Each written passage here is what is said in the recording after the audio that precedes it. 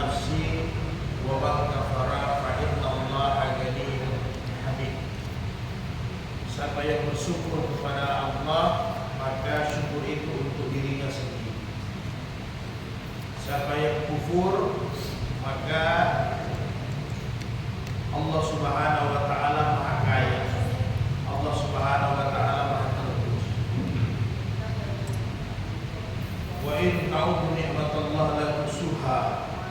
Begitu banyak nikmat yang Allah berikan, tidak akan mampu kita membayar, menghitung, karena banyaknya curahan rahmat.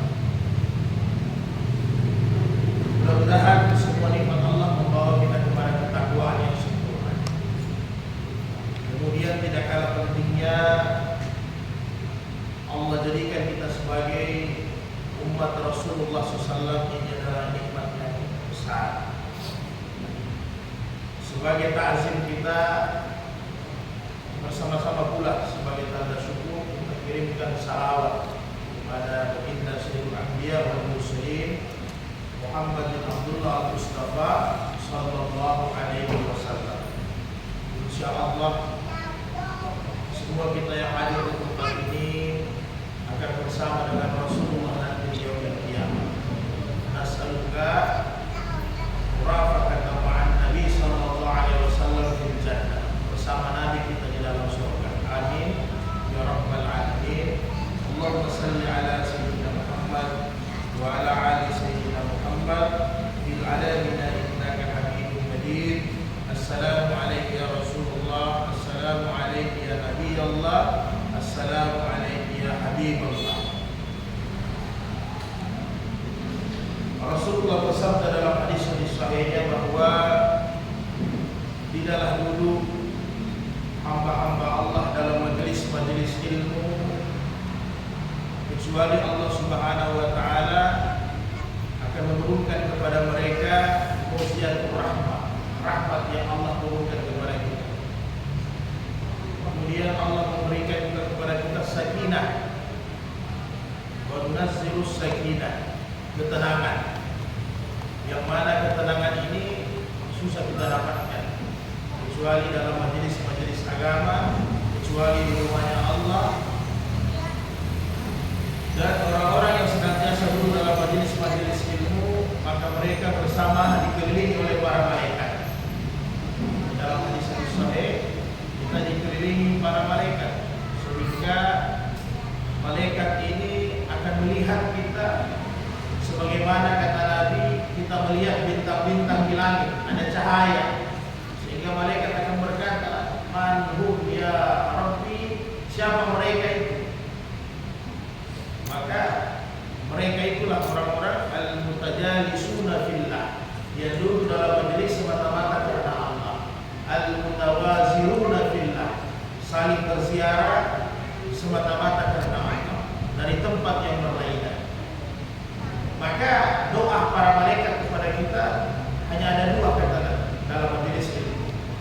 Allahumma ghafir lahu, Allahumma arhamhu. Ya Allah, berilah mereka pengampunan dan berilah mereka rahmat. Sehingga kata Nabi dalam hadis sahih, majelis ilmu juga adalah majelis pengampunan daripada dosa-dosa. Jadi semoga semua keutamaan yang ada dalam majelis ilmu kita akan dapat. Karena belajar ini perintah, tidak ada ijazahnya, tidak ada khatamnya, sampai kapanpun kita belajar. Talabul ilm fariidatu ala kulli muslim. Belajar itu wajib bagi orang Islam, apalagi yang namanya fardhu ain, yaitu belajar agama ini fardhu ain. Semua kita harus belajar. Karena kalau tidak belajar kita tidak tahu apa-apa. Tidak tahu apa-apa, bodoh, tidak ada cahaya. Demikian kira-kira saudara-saudaraku sekalian, pada malam hari ini kita menyambung lagi bacaan hadis kita yang pada Jumat lalu. Kita sudah bahas Jumat lalu mengenai saudara pemusuhan, ya. Jadi intinya bahwa dari semua pembahasan secara hukum dengan imam mazhab, paling tidak intinya kalau di mazhab Imam Syafi'i, bahwa sesusuan itu 5 kali. Sebagaimana dengan hadis yang dinukilkan Imam Syafi'i, hadis sahih. Kemudian pendapat daripada Imam Malik sebagaimana di An-Nisa ayat 23, Imam Malik dengan Imam Abu Hanifah, wa ummahatukumul lati arda'atun, dan bagi wanita-wanita yang menyusui kalian itu adalah mahram. Sehingga kata Imam Abu Hanifah, dengan ayat itu dia berdalil 1 kali pun disusui itu sudah saudara sesusuan. Yang penting syaratnya memenuhi syarat. Yang lalu sudah kita bahas, syaratnya adalah bayi itu dalam keadaan lapar. Jadi bukan disusui dalam keadaan main-main. Jadi sehingga kata Abu Hanifah, kalau bayi itu lapar, disusui, sekali susui sudah masuk dalam saudara sesusuan. Ya. Kemudian dari beberapa ulama-ulama yang lain, Az-Zahiriyah mengatakan 3 kali sesusuan baru masuk saudara. Sebagaimana hadis sahih Bukhari Muslim bahwa kata Nabi 1-2 kali belum masuk sesusuan, nanti sudah 3 kali. Itulah kurang lebih ringkasannya. Ya.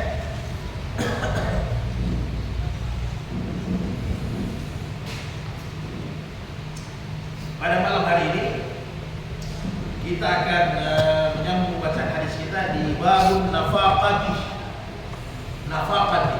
Jadi bab tentang masih kitab nikah dalam bab nafkah. Jadi kalau sudah nafkah ini ya berarti ada hubungannya dengan kebutuhan. Ya. Bab nafkah ya tentunya ini kewajiban laki-laki, kewajiban suami. Right? Karena ketika kita sudah akad dengan seorang wanita, maka otomatis kewajiban kita kepada mereka adalah memenuhi segala kebutuhan mereka, baik secara biologis maupun secara materinya. Itu kewajiban kita sebagai laki-laki. Tentunya nafkah yang dimaksud di sini adalah nafkah berupa materi, ya, berupa makanan, minuman, pakaian, tempat tinggal. Itu yang disebut dengan nafkah di sini. Karena ini harus kita penuhi, tidak bisa tidak. Berdosalah seorang laki-laki apabila tidak memenuhi nafkah keluarganya, anak, istrinya, dia terlantarkan, maka itu dosa besar. Karena nafkah ini hukumnya wajib bagi seorang laki-laki. Jadi seputaran inilah yang akan kita bahas. A'udzu billahi as-sami'il 'alim minasyaitonir rajim. Bismillahirrahmanirrahim. Hadis dari Aisyah radhiyallahu anha. Dari Aisyah qalat, dia berkata, dakhalat Hindun bintu Utbah amra'atu Abi Sufyan ala Rasulullah sallallahu alaihi wasallam faqalat. Jadi ada satu sahabiah dengan urusan permasalahan nafkah ini datang ke Rasulullah, yaitu Hindun. Hindun ini istrinya Abu Sufyan radhiyallahu anhu, ya. Istrinya Abu Sufyan. Jadi dia datang mengadu kepada Nabi. Dia berkata, ya Rasulullah, wahai Rasulullah, inna Abu Sufyan ar-rajulun syahihun. Wah, ini kalau laki-laki ini bakhil lah. Ya Rasul, saya ini istrinya Abu Sufyan. Abu Sufyan ini syahihun. Syahihun ini apa? Nedengkut sekali, ya, sekikir, bakhil, pelit, apa lagi? Orang kalau bilang pasti nagarok ya Pak. Jadi ini suami saya pelit sekali, perhitungannya luar biasa. Sehingga la yu'tini minan nafaqati ma yakfini wa yakfi baniya illa ma ahazbu min malihi bi ghairi ilmi. Sehingga nafkah saya dengan anak saya tidak cukup yang dia berikan. Dia beri nafkah tetapi tidak cukup. Dia beri nafkah tetapi tidak cukup nafkah. Sehingga saya katanya ma'ahaztu min malihi bi ghairi ilmi. Saya ambil tanpa dia tahu. Kan begitu, tanpa sepengetahuannya, karena nafkah tidak cukup. Saya punya anak, kebetulan kebutuhan rumah tangga tidak cukup, terpaksa saya ambil, tapi tidak ditahu sama suami saya, Abu Sofyan. Jadi dia datang minta fatwa sama Nabi. Fahal alayya fi zalik min junahi. Jadi kira-kira yang saya buat ini junah, dosa atau tidak? Salah atau tidak ya Rasul? Yang saya buat ini dosa, salah atau bagaimana? Saya termasuk istri yang durhaka atau bagaimana? Fakal, maka Rasulullah katakan, Khuzi min malihi bil ma'rufi ma yakfiki wa yakfi baniki, muttafaqun alaih. Jadi kata Rasul, ambillah secara ma'ruf, secara baik, sebagaimana yang kau butuhkan untuk kau dengan untuk anakmu, tidak lebih daripada itu. Jadi secara ma'ruf, jadi kita ambil rasional, begitu ada bilang ya rasional sesuai dengan kebutuhan. Jadi sehingga kata ulama menjelaskan ini hadis bahwa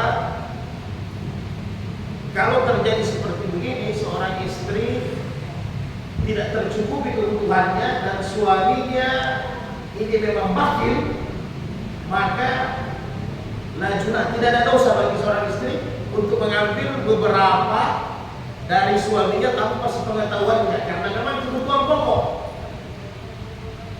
Kebutuhan pokok. Jadi Imam Syafi'i menjelaskan itu kebutuhan pokok. Kalau dia tidak ambil, bisa-bisa mereka kelaparan. Karena ada juga laki-laki modelnya begini, Pak. Sama sahabatnya bos, sama teman-temannya relasinya luar biasa. Tapi pas dapat untuk istrinya dengan anaknya, penghulunya luar biasa. Jadi ada begini modelnya juga laki-laki. Jadi kalau terjadi seperti begini, kata para ulama lagi, Imam Ahmad, Imam Malik, bahwa memang tidak cukup nafkahnya karena memang sepikir, ya Pak ya, bukan karena memang tidak ada. Itu lain cerita. Karena kalau memang tidak ada, tidak mungkin juga dia mau ambil. Itu nanti urusan perempuan lagi. Dalam bab perempuan menerima ikhlas apa adanya yang dibawa sama suami, itu lain cerita. Tapi memang ini suaminya berlebih, kebutuhan tidak cukup.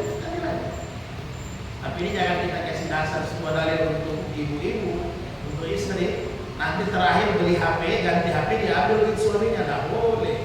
Itu bukan kebutuhan pokok, ya. Itu kebutuhan tambahan yang begitu tidak boleh.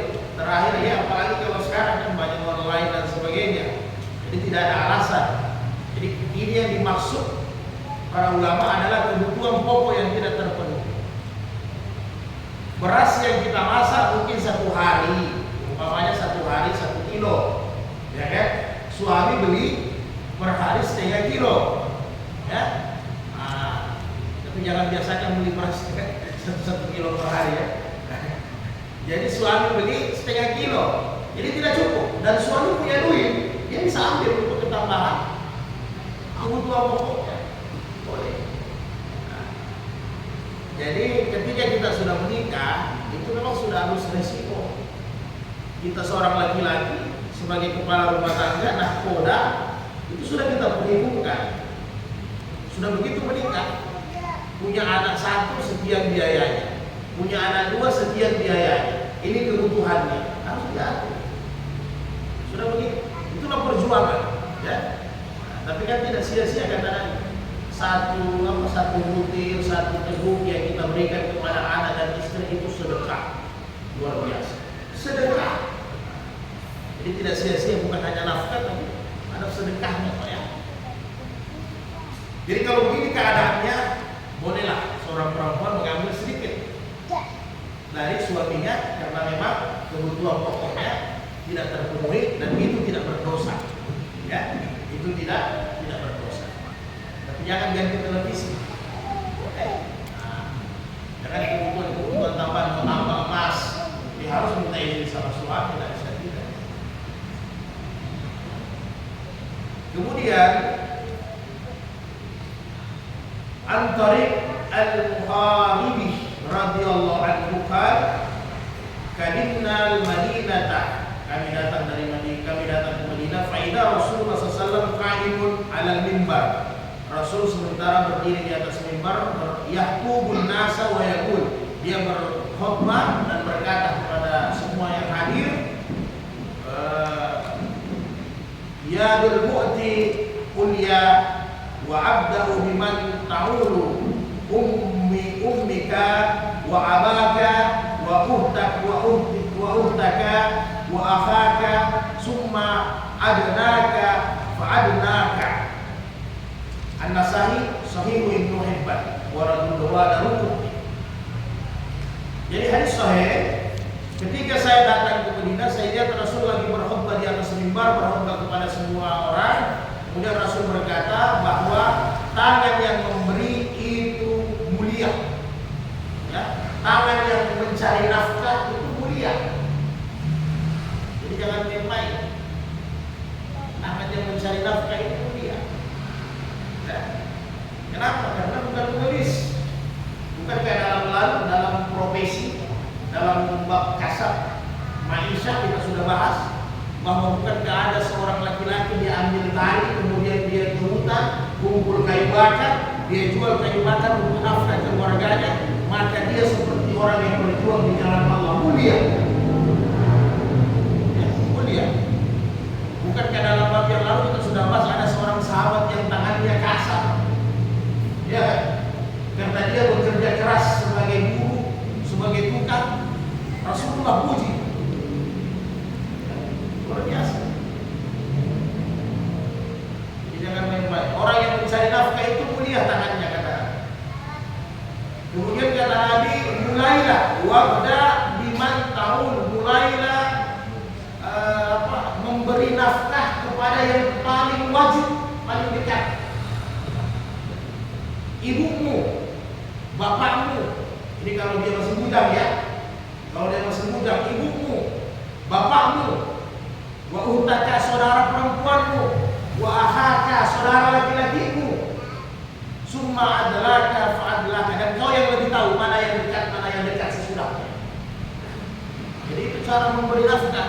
Jadi kalau dia laki-laki yang muda, kemudian alhamdulillah apalagi dia tertua, Allah berikan dia kelebihan, dia bisa mencari nafkah berlebih, maka nafkah yang paling pertama dia harus penuhi kalau dia sudah balik, sudah bisa cari nafkah adalah ibunya. Hati-hati, ibu kita, karena ibu kita. Kemudian bapak, ya, karena bapak ini selalu di belakang, bukan karena bapak tidak mulia. Bapak ini kuat, identik simbolnya kuat, artinya perempuan ibu ini yang diutamakan. Ibu perhatikan, bapakmu, saudara perempuanmu. Yang ketiga saudara perempuan, baru saudara laki-laki. Jadi ini kewajiban nafkah, baru kata Nabi yang terdekat. Siapa yang terdekat? Jadi penuhi dulu ini. Jangan ente boros di luar, sedekahnya di luar biasa. Mamanya sudah usia lanjut 60-70 tahun, masih cari nafkah di pinggir jalan. Auzubillah min dzalik. Ya, lain kalau kita tidak mampu. Jadi sahuri kita.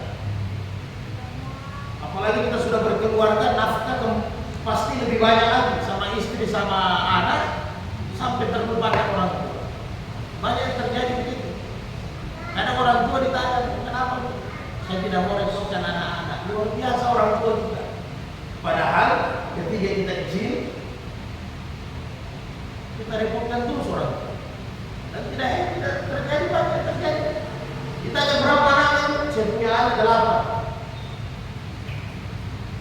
Jadi ibu kita, orang tua kita bisa urus kita 8 orang waktu kecil. Giliran kita sudah dewasa, sudah bisa cari nafkah, ibu kita 8 orang tidak bisa urus satu orang ibu atau dua orang tua. Ya. Jangan sampai lah ya. Ya salah kita juga. Ada kena ibu-ibu itu kalau dia tidak kerja, apalagi ibu-ibu kita yang lama di kampung, kalau tidak kerja badannya sakit. Tapi itu lain. Memang dia hobi dia untuk kerja, tapi nafkah dia perhatikan. Dia pasti mudah dibutuhkan. Perhatikan nafkah. Nah ini juga kalau kita sudah menikah, ya harus connect lagi dengan istri. Karena kalau tidak connect dengan istri, ya ini pernah terjadi sama Ibnu Abbas, ya kan? Sampai disuruh pilih istrinya atau Ibnu Umar, istrinya atau orang tua, sampai diceraikan istrinya. Jadi sahabat juga ada terjadi hal-hal yang dalam rumah tangga bisa jadi dilema. Ya. Apalagi kalau kita sudah menikah, datang laki-laki bahlul biasa, laki-laki bukan bodoh. Semua uangnya disimpan sama istrinya, gajinya semua diserahkan sama istrinya, bukan salah. Tapi kalau istrinya connect, bagus. Tapi kalau nanti disimpan semua duitnya sama istrinya, setelah dia mau keluar, Bu, minta uang bensin. Apa bedanya kita dengan anak-anak? Bu, minta uang ini, karena istri tak mengerti kan? Kita juga bodoh, manajemennya tak bagus. Jadi habis. Ya, demikian ya. Jadi bukan nafkah.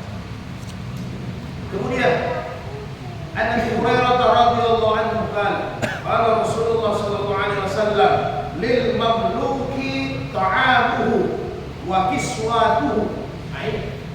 Itu juga nafkah ya kalau kita punya pembantu yang hidup satu rumah dengan kita. Kalau di zaman Nabi masih ada perbudakan, sekarang kan sudah tidak ada. Jadi sampai perbudakan saja, Nabi sendiri yang perbudakan, Nabi bilang untuk budak dia harus makan, makanannya harus cukup. Wa kiswatun, pakaiannya juga harus. Sebagaimana engkau berpakaian, begitu dia berpakaian. Sebagaimana engkau makan, dia juga harus makan. Ini status budak, Pak. Bukan pembantu rumah tangga, beda. Budak orang tidak merdeka, pembantu rumah tangga orang merdeka. ART itu orang merdeka.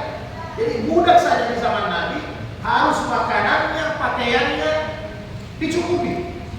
Jangan sampai tidak. Bahkan kata Nabi, wala yukallifu minal amali illa ma yu'tiqu. Rawahu Muslim. Hadis sahih. Bahkan kata Nabi, la yukallifu, jangan engkau bebankan dia pekerjaan yang dia tidak mampu untuk kerja. Kadang kita orang bukan status budak, hanya kita punya ART yang kita harus gaji, karena kita berkelebihan. Waktunya istirahat, kita tidak kasih istirahat orang yang dia tidak bisa kerja. Itu pohon mau terlalu panjang, mau ditebang, padahal ART kita perempuan. Nah logis kan? Karena kita paksa, habis itu kau pangkas itu pohon. Padahal itu perempuan, harusnya kita apa? Cari pekerja yang lain untuk dibayar, bisa selesaikan itu. Tempel apa? Atau seng bocor.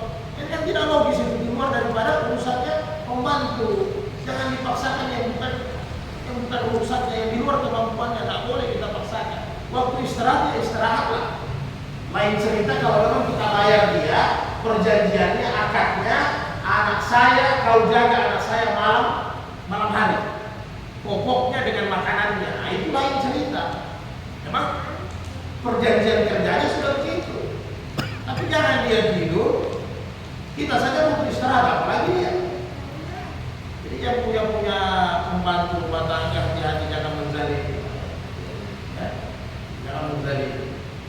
Masih banyak terjadi sebenarnya.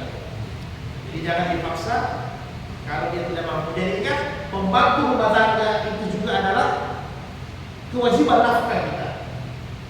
Jadi ketika kita nanti ada kelebihan bersedekah, ya, kita sudah penuhi nafkah untuk ibu, untuk anak, untuk istri, untuk keluarga, saudara, orang siapa lagi? Ingat pembantu yang bantu kita di rumah tangga. Jangan sampai kita lupakan. Ini tidak banyak biasa dia datang ke masjid, dia datang di basnasnya, dia minta bantuan, tolong kasih zakat saya punya pembantu rumah tangga. Padahal dia kasih zakat di luar, dia kasih boros di luar. Masa anggota rumah tangganya dia tidak penuhi nafkahnya dengan bagus? Jangan. Ya. Anggota rumah tangga itu kita punya keluarga, karena dia sama-sama kita tinggal. Jadi dipenuhi nafkahnya. Jadi Nabi bilang makanannya, pakaiannya. Ini biasa makanan sisa yang kita kasih, pakaian yang sudah tidak layak yang kita kasih. Padahal tidak begitu. Ya. Kemudian saudara sekalian, wa an Hakim bin Muawiyah al-Qushairi an abihi qultu ya Rasulullah.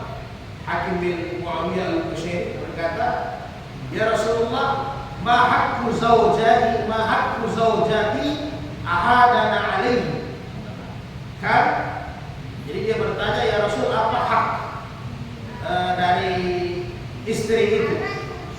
Ya, kal antu'ti maha idza ta'inta wa taksuha idza tasaita wa tukaddama fi ishratin nisa. Jadi apa hak itu istri? Jadi haknya apa yang kita makan, itu juga yang dia makan.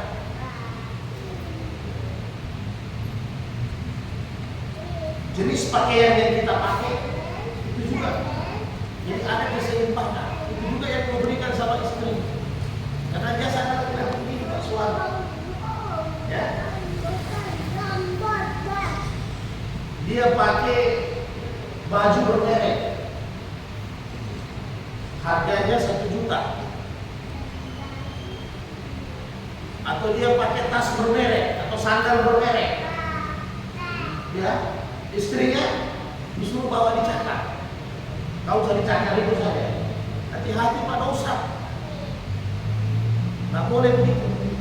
Malah harus sebaliknya. Kalau kita laki-laki kepala rumah tangga cari baju 103, ya kan? Istri dicarikan baju yang 500.000 supaya dingin, karena dia harus menutup aurat, pakaiannya harus dingin, kainnya harus dingin. Harusnya begitu. Jangan terbalik. Suaminya pakai Eiger, ya kan? Istrinya disuruh pakai Swallow. Wah, HKNT, kesian. Nggak boleh, harus seimbang kata Nabi. Harus seimbang.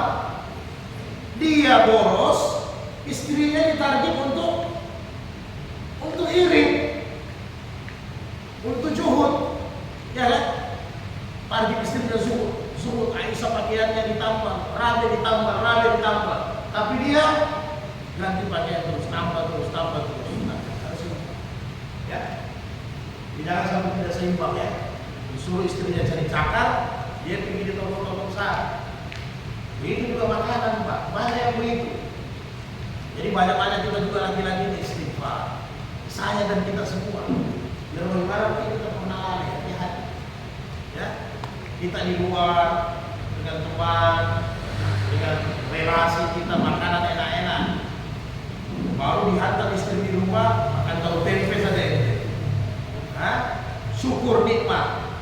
Nah, hati-hati. Ya kalau kita menjual makanan aman. Sama makan, hati-hati Pak. Karena banyak kita ini dosa sama istri juga kita banyak. Ya, hati-hati. Jadi itu kata Nabi. Jadi salah satu haknya. Jadi ketika sebenarnya seorang perempuan boleh menuntut Pak. Hanya kalau dia wanita salehah ya biasanya sabar. Dia boleh menuntut. Kamu sudah melanggar kewajiban, hak saya kau tidak penuhi. Dia boleh. Masa kau punya pakaian yang mahal, saya punya pakaian yang murah? Ini satu. Ya, ini satu. Jadi kita lihat. Ini kadang banyak nanti di hari kemudian, sama kita suami istri. Tapi banyak juga nanti kita dosa-dosa yang kita tidak tahu. Kenapa banyak sekali ini dosa kata ulama? Kenapa? Karena kita hidup banyak sekali urusan-urusan nafkah, kita menzalimi kita punya keluarga. Urusan-urusan nafkah kita menzalimi kita punya keluarga. Karena laki-laki ini biasanya begitu. Karena laki-laki prinsipnya akannya ente. Anti sudah anak punya hari, anak punya istri. Buat apa lagi kan? Jadi dia ambil action di luar. Laki-laki cari action di luar kan begitu. Karena dia beralasan ini kan kita sudah merancang. Karena sudah jadi istri kita. Kan begitu Pak. Karena laki-laki begitu. Coba waktu masih nadar masa ta'aruf luar biasa. Ya, apalagi yang melalui proses hubla, pacaran, hati-hati. Luar biasa. Untuk menjerat perempuan itu luar biasa. Tapi ketika sudah nikah, apa yang terjadi? Nah,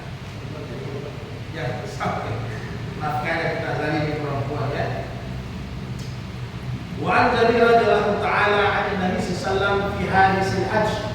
Jadi Nabi menyampaikan hadis yang panjang tentang haji, bitulihi, panjang, qalfi zikrin nisa. Kemudian Nabi sampai kepada menyampaikan selain persoalan haji yang begitu panjang, Nabi sampai di bab tentang wanita, istri. Walahunna alaikum rizquhunna wa kiswatuhunna bil ma'ruf. Maka bagi kalian, untuk mereka harus kalian memberikan rezeki yang baik, pakaian yang baik, yang layak untuk mereka. Nah, ya, nanti baca di surah Al-Qalam bagaimana kebutuhan rumah itu penting bagi perempuan. Ya, karena itu adalah hijab yang sempurna perempuan itu adalah rumah, bukan jilbab, bukan cadar. Itu kalau keluar rumah, ya Pak ya, bukan jilbab, tapi rumah. Karena itu hijab hijabnya yang sempurna. Ya. Nah, jadi kalau kita punya nafkah hanya mampu coba kos dulu, tidak mau kos. Tapi cari yang memang kos, ada tempat mandi di dalam, supaya istrimu terjaga.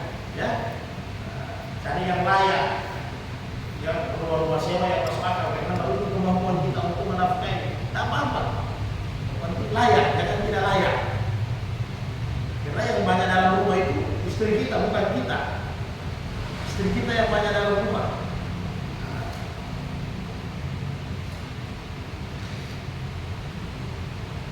Kemudian Abdullah bin Umar radhiyallahu taala kala Rasulullah sallallahu kafa bil mar'i isman ayyudayya man yaqutu, rawahu Nasa'i. Sudah cukuplah laki-laki itu berdosa kepada istrinya. Kalau sudah cukup dia berdosa kepada istrinya kalau dia tidak menafkahi dengan baik, tidak memperhatikan kebutuhannya dengan baik. Itu sudah cukup laki-laki itu isman, dosa besar. Dia tidak perhatikan keluarganya, nafkah keluarganya dengan baik. Itu sudah cukup, bisa mengantar kita ke api neraka itu. Iya, ada duit kita tahan. Akhirnya istri kita sakit mah. Ya begitu. Sama kita punya dosa. Lambat kita belanja. Laki-laki juga memang aturan Islam bagus. Kalau pergi belanja, istri ditemani suaminya, mahramnya, bagus. Iya kan? Supaya aman. Tapi kadang juga ada laki-laki tidak ada variasinya dalam rumah tangga. Maunya dia terus pergi belanja. Supaya apa? Uangnya bisa atur. Kalau dengan teman-temannya buku, dia kasih duit, dia belanja. Banyak laki-laki. Jadi jangan kasih biasa. Ya. Jadi sudah bisa kita berdosa kalau kebutuhan rumah tangga kita tidak penuhi, sedangkan kita mampu. Posisinya kita mampu ya.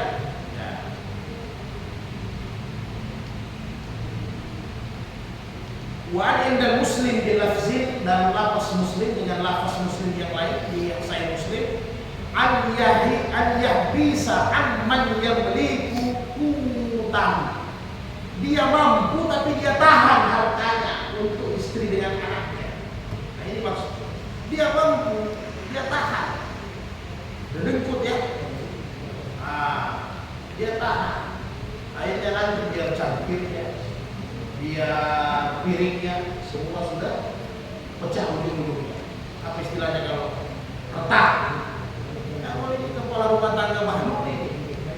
Karena Nabi bilang kalau sudah retak jangan dipakai, ganti. Ini tidak sudah retak piringnya, cangkirnya, sabar, zuhud. Padahal hartanya ada. Nah, ini permasalahan. Ini sudah retak, jangan dibuang. Tidak boleh lagi digunakan. Dan kalau lagi ditempel-tempel, kalau pakaian ya oke lah. Kita kata Nabi, tempat-tempat makanan dan minuman yang sudah retak itu kita makan dengan jin. Ya. Jadi jangan lagi, artinya apa, ini peringatan agama. Jangan gara-gara retak nanti dia punya bibir abe, luka dan sebagainya. Jangan lagi digunakan. Laki-laki ada begitu. Selama kali tidak pernah ganti diri dengan cangkir. Kalau zaman batu tidak apa-apa, Pak ya. Memang tahan. Ini jangan terlalu sikir. Karena kalau mau itu tidak habis-habis. Tapi jangan kasih dengar sama perempuan, sama istri. Mau uang tidak habis-habis, apa? Boros-boros sama perempuan. Lihat saja, tidak habis-habis duit itu. Habis-habis. Nah, tapi jangan kasih dengar istri. Nah, jam-jam dia minta dulu sama istri. Artinya senangkan nafkahnya.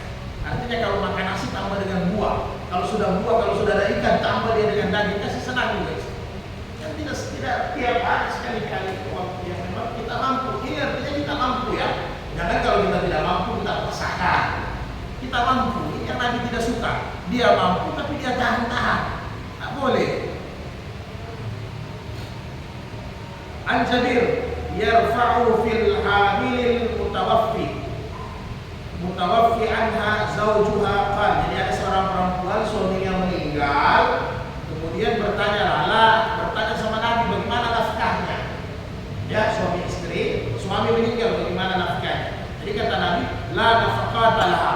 Maka kalau orang sudah meninggal suami bebas. Tidak dinafkahi lagi ya. Nah, jadi bebas. Kemudian ditambahkan oleh Baihaqi lakin dikala ditambahkan oleh apa? Wasabat nafa'un nafaqati fi hadisi Fatimah binti Qais radhiyallahu anha kama taqaddam rawahu Muslim. Sebagaimana yang sebelumnya ya, kama taqaddam yang sebelumnya riwayat Qais ini kita dengar bahwa orang yang sudah talak 3 selesai nafkahnya. Begitu juga orang yang meninggal. Ya. Jadi kalau perempuan talak 1 masih kita nafkahi, talak 2 masih kita nafkahi. Setelah talak 3 jatuh, mantan suaminya sudah tidak ada hak untuk menafkahi. Yang dinafkahi adalah anaknya ya. Tinggal siapa yang pelihara anaknya yang dinafkahi. Begitu juga kalau suami sudah meninggal, berarti kewajiban suami untuk menafkahi istri sudah selesai. Tidak ada lagi kewajiban. Jadi makanya sebelum kita meninggal, senang-senang. Nah, kalau sudah meninggal sudah tidak ada kewajiban kita untuk menafkahi ya. Jadi itu batasnya, sehingga jangan nanti ada nanti mertuanya yang nafkahi. Nah, itu lain lagi persoalan ya. Yang jelas ketika suami sudah meninggal, maka disitulah batas kita menafkahi istri kita, keluarga kita. Wa Nabi Hurairah radhiyallahu ta'ala kala Rasulullah sallallahu alaihi wasallam al-yadu ulya khairu min yadul sufla. Jadi tangan yang di atas lebih bagus daripada sufla, daripada tangan yang di bawah. Nah, ini harus saling berlomba kita. Ya. Jadi kita laki-laki ini kan selalu tangan di atas karena kita cari nafkah. Jadi mulia kita ini. Ya. Makanya seorang istri karena tangan kita yang cari nafkah, tangan kita yang mulia, seorang anak, seorang istri diwajibkan muhasabah ketika dia berjabat tangan, dicium tangan suami, karena tangannya ini yang mencari nafkah. Ya. Bahkan ulama mazhab sampaikan telapaknya dicium. Ini cara jabat tangan yang sempurna. Jabat tangannya seorang istri kepada suami, dicium tangan suami. Ya Rasul. Ini masa antum tadahai. Wadahai. Mustahil, insyaallah. Nah, jadi cinta. Ini kadang orang cinta nanti lagi bawa jabatan kita bahas. Ya, cinta. Apa yang cinta? Tapi apa? Ini diisap, dicium. Ini yang mencari nafkah.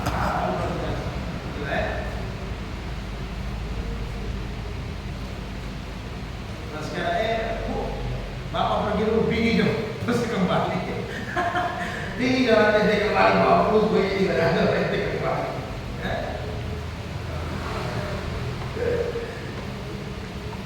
Jadi tangan yang di atas itu mulia daripada tangan yang di bawah. Itulah laki-laki yang memberi nafkah kepada keluarganya, mulia luar biasa ya. Jadi tangan yang mencari nafkah ini mulia kata Nabi.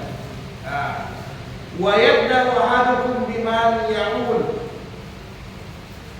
Taqulul mar'atu at'inni aw tallikni aw darukni. Maka berikanlah nafkah kepada istrimu.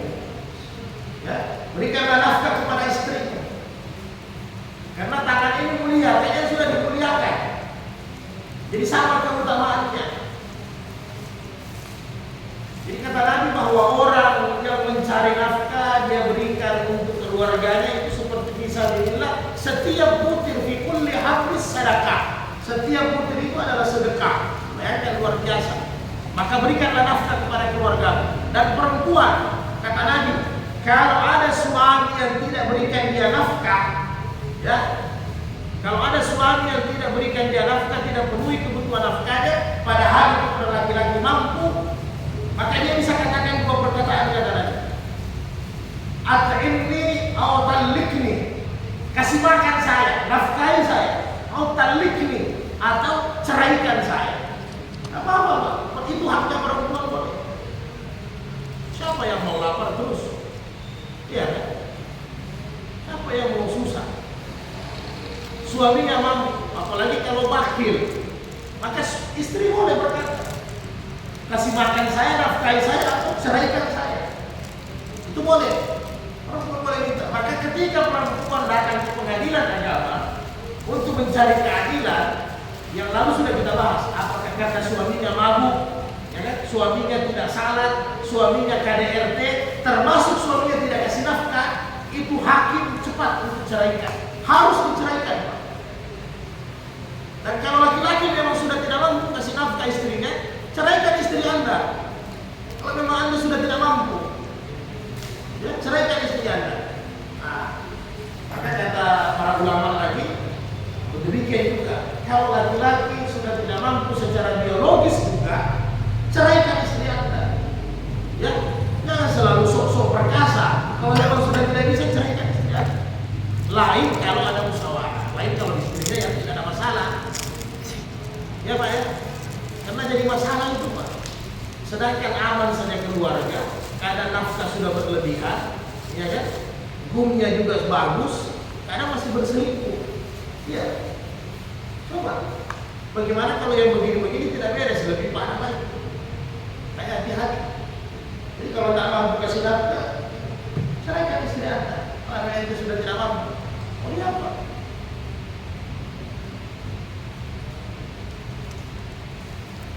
An Sa'id bin Musayyib bi rajulin la yajidu ma yunfiqu ala ahlihi qala.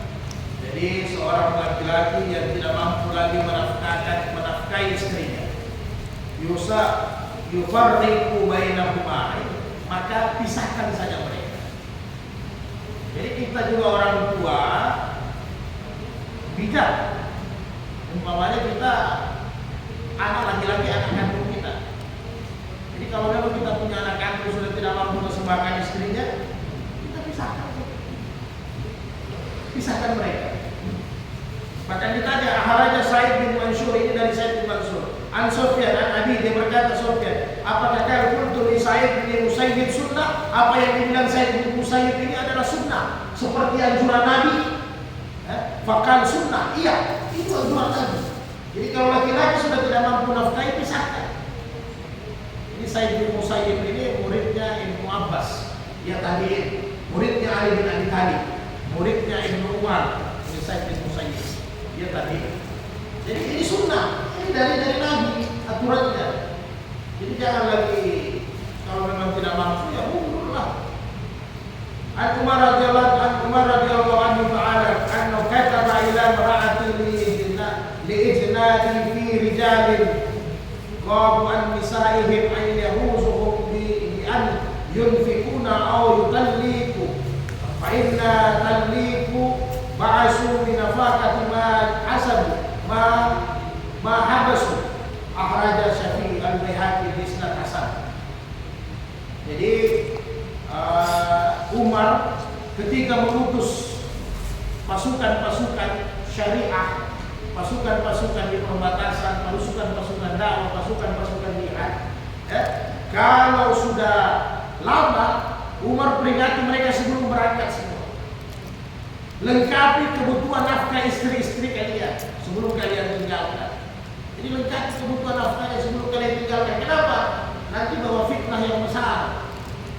Ya? Jadi Umar bin Khattab lengkapi semua kebutuhan mereka. Kalau memang tidak, ceraikan mereka.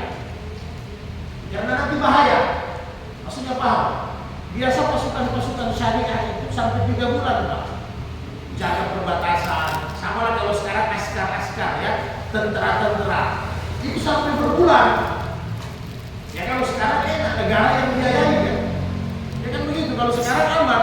Istri pegang nomor, pegang ATM saja, biar dia berbulan-bulan. Biar dia tidak datang pun ada pensiunnya, kan begitu. Di zaman Nabi beda. Di zaman Nabi infiru khifafan wa sikalan wa jahadu fi sabilillah bi amwalikum wa anfusikum. Di zaman Nabi tidak ada gaji.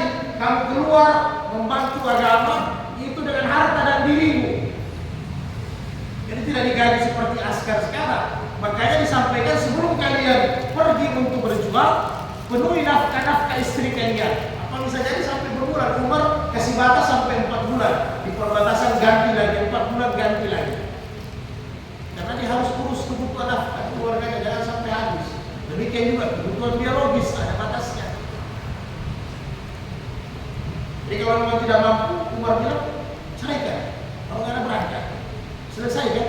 Karena kalau nggak ada tidak bereskan, kau langsung berangkat buta-buta, nafkahnya tidak terpenuhi dengan baik, apa yang terjadi? Banyak bawa fitnah. Kemudian 2 hadis lagi. An Abi Hurairah radhiyallahu ta'ala qala ja'a rajulun ila Nabi sallallahu alaihi wasallam, datang seorang laki-laki kepada Nabi, faqala, dia berkata, ya Rasulullah, wahai Rasulullah, inni dinarun, saya punya 1 dinar. Saya punya 1 dinar. Maka kata Nabi, anfikhu ala nafsika, maka nafkah untuk dirimu dulu, ya, itu 1. Kemudian inni akhal, saya punya lagi 1 dinar ya Nabi. Anfikhu ala waladika, berikan nafkah kepada anakmu. Kemudian inni akhal, saya punya lagi ya Rasul. Anfikhu ala ahlika, berikan nafkah untuk istrimu. Nah ini susunannya. Jadi kalau belum ada yang punya anak, istri nomor 1. Kalau sudah ada anak nomor 1 susunan nafkah. Ya, karena anak, kenapa nomor 1? Para ulama jelaskan, anak ini tidak pernah putus dari orang tuanya sampai kapanpun. Tapi istri dengan suami bisa putus kalau dia cerai. Orang tua cerai, anak tidak ada status anak cerai, tidak ada status mantan anak. Jadi anak itu tetap anak. Sehingga nafkah yang pertama paling utama kalau sudah ada anak adalah anak dulu, baru istri. Kemudian baru istrimu. Setelah itu kala di akhar, saya punya lagi 1 dinar. Anfikhu ala hadimika, berikan kepada pembantu rumah tanggamu kalau ada. Bayangkan saking pentingnya ini pembantu. Siapa yang bantu rumah tanggamu, kasih. Itu yang paling utama. Karena itu yang bantu kau. Di akhar, ya Rasul, saya punya lagi 1. Anta alam. Jadi kau yang lebih tahu siapa kebutuhan yang paling membutuhkan. Setelah itu, setelah nafkah wajib tadi, kau yang lebih tahu. Kemudian hadis yang terakhir.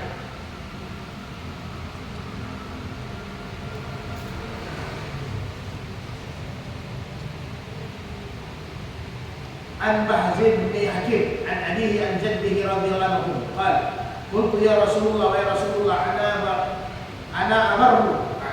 Ya Rasul, dengan siapa saya harus berbuat baik? Ini hadisnya populer ini. Sudah sering kita dengar. Ummuka. Qultu summaman, siapa lagi? Ummuka. Qultu summaman, siapa lagi? Ummuka. Qultu summaman, abaka. Summal aqrabal wal aqraba. Setelah bapakmu, maka kerabat-kerabat yang dekat yang kau ketahui. Itulah nafkah kewajiban. Ya. Jadi maksudnya ketika kita punya keuangan, maka perhatikan nafkah diri dulu. Ya, itu sudah jelas. Ya, nafkah kita. Kemudian karena kita yang mencari uang, kita yang mencari nafkah, penting juga. Ya, yang utamanya mungkin apa? Kalau ada keuangan berlebih, nafkah yang paling utama untuk kita adalah kendaraan. Ya, karena kendaraan yang kita pakai untuk mencari nafkah. Kalau zaman sekarang, kalau tidak ada kendaraan, pincang kan? Tidak tahu mau buat apa, kan kira-kira begitu. Nah, jadi kendaraan, jangan belikan kendaraan anakmu kau punya kendaraan dulu karena kau yang mencari nafkah. Nah, kalau memang berlebih, nanti lari ke anak. Sudah berlebih, lari ke istri. Berlebih baru lari ke yang bantu kita di rumah tangga kalau kita ada pembantu. Keluarga dekat, orang tua, saudara laki-laki, saudara perempuan. Kemudian bagaimana kadarnya nafkah ini? Jadi utamakan ibu, kan? Utamakan ibu. Jadi para ulama menjelaskan karena perempuan itu lemah. Ya, perempuan itu juga banyak, hampir semua, hampir berapa persen selain kelemahan perempuan, apalagi sudah di masa uzur. Kemudian perempuan ini hampir dibilang 80% tidak mencari nafkah. Ya, mereka punya nafkah, mereka punya perjuangan di rumah tangga. Ya, mengurus rumah tangga, anaknya diurus dengan baik, rumah tangganya diatur dengan baik. Jadi kadang dia tidak punya mata pencarian khusus, sehingga harus kita perhatikan kita punya ibu. Ya, kita perhatikan kita punya ibu, itu yang paling utama. Jangan sampai kita lalaikan, ya. Apalagi karena Anda sudah berkeluarga, sudah nyaman dengan anak, istri dan sebagainya, jangan lupakan. Walaupun mereka tidak meminta bantuan sama Anda semua, tapi kita harus balikkan kepada diri kita. Pasti banyak kebutuhan kita juga, mereka juga banyak seperti mana kita dulu waktu masih dibiayai, waktu kita kecil. Sama juga ada dia. Karena tidak banyak orang yang sukses, tapi orang tuanya diterlantarkan. Banyak orang yang berhasil, orang tuanya tidak diperhatikan. Nah, kemudian ukuran nafkah ini tentunya ini maksudnya nafkah yang berlebihan. Kalau memang seorang laki-laki nafkahnya tidak berlebihan, itu kan harus dibicarakan dengan istri. Karena urusan nafkah ini pekah sekali. Jadi satu saat Nabi istri-istrinya sepakat untuk menaikkan uang belanja. Sampai ayat turun. Sehingga Nabi tidak tegur mereka. Nabi berjanji tidak tegur mereka sampai 40 hari. Sampai-sampai Umar bin Khattab itu sedih, pusing, takut. Karena salah satu istrinya Nabi itu Hafsah. Karena Umar bin Khattab tahu kalau ini diceraikan berarti celaka anak saya. Ya kan begitu. Berarti protes nabinya Allah kan begitu. Nah, jadi sampai satu saat Nabi menyendiri karena memang itu fitrah, Pak. Kita laki-laki itu fitrah. Kalau perempuan lagi marah ya wajar. Nabi juga rasakan itu. Sampai istrinya demo 99 minta uang belanja dinaikkan. Maka turun ayat, ya Nabi tidak ada masalah. Kasih pilihan mereka. Mereka mau Allah dan Rasulnya, ini kan mau berjuang, mau Allah dan Rasulnya atau harta. Kalau memang harta sampaikan berapa yang mereka mau. Baru nanti sampaikan kepada istri-istrinya. Kalian mau apa? Mau harta dari saya atau mau berjuang membawa risalah agama? Dikasih pilihan. Maka semua istri Nabi menangis. Minta ampun, minta maaf. Kami ingin berjuang dengan baik. Kami ingin berjuang. Tapi memang begitu artinya Nabi saja, Pak. Ini Nabi ketika istri-istrinya minta penambahan nafkah, ini Nabi pimpin salat berjamaah, kata sahabat, ini Nabi tidak terlalu seperti biasa. Jadi wajar. Itu laki-laki kalau ada persoalan rumah tangga sama istri, di luar dia stres itu, Pak. Ini perempuan harus tahu. Jangan biasakan laki-laki itu keluar rumah dia stres. Kalau dia stres semua kacau. Ya kan begitu. Nabi saja, sahabat heran, Umar heran. Ini Nabi habis pimpin salat berjamaah, Nabi pulang. Menyendiri, biasanya masih cerita-cerita dengan sahabat. Karena Nabi saja rasakan ini manusia luar biasa. Masih rasakan ini kalau dapat persoalan dengan istri, berat. Mana lagi mengurus umat, mana lagi mengurus istri, kan begitu. Sedangkan Nabi, yang namanya Nabi pasti prinsipnya Nabi itu wahyu, perjalanan hidupnya wahyu kan. Tidak mungkin dia mau tampung emas banyak-banyak di rumahnya. Tidak begitu seorang Nabi. Nah, jadi sampai sempat Nabi bukan stres sebenarnya, Nabi memikirkan dengan serius. Kenapa istri-istrinya sampai demikian? Nah, maka setelah itu istri-istrinya minta maaf semuanya kembali. Nah, jadi Nabi aman. Ya kalau kita ya mungkin panjang ya. Karena kalau laki-laki lagi stres, pas semua tidak beres, biar naik motor itu bisa-bisa jatuh. Kalau lagi kacau di rumah tangga, dan itu fitrah, Pak.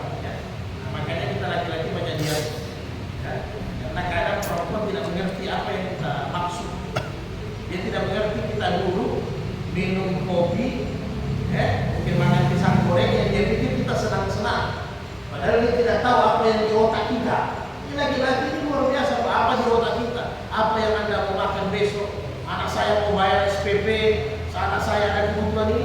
Dengan dia minum ini sebenarnya represi dia minum. Tapi perempuan tidak sempat tahu. Malah perempuan bilang, apa lagi kau bikin santai-santai dulu begitu. Padahal dia tidak tahu. Walaupun yang kita hayalkan ini belum tercapai, tapi kita paling tidak menghayal. Sudah berpikir apa yang harus kita buat. Kira-kira demikian.